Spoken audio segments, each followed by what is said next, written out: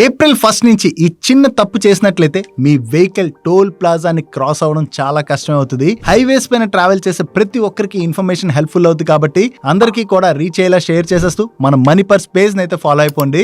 ఇప్పటి వరకు మనం టోల్ ప్లాజాని క్రాస్ అవ్వాలంటే మన వెహికల్ కి ఫాస్ట్ ట్యాగ్ ఉండి ఆ ఫాస్ట్ ట్యాగ్ లోని సఫిషియెంట్ రీఛార్జ్ అమౌంట్ ఉందనుకోండి, ఆ టోల్ ప్లాజా దగ్గర ఫాస్ట్ ట్యాగ్ నుంచి అమౌంట్ కట్ అయిపోయి మనం టోల్ ప్లాజా అన్నది క్రాస్ అయిపోతున్నాం.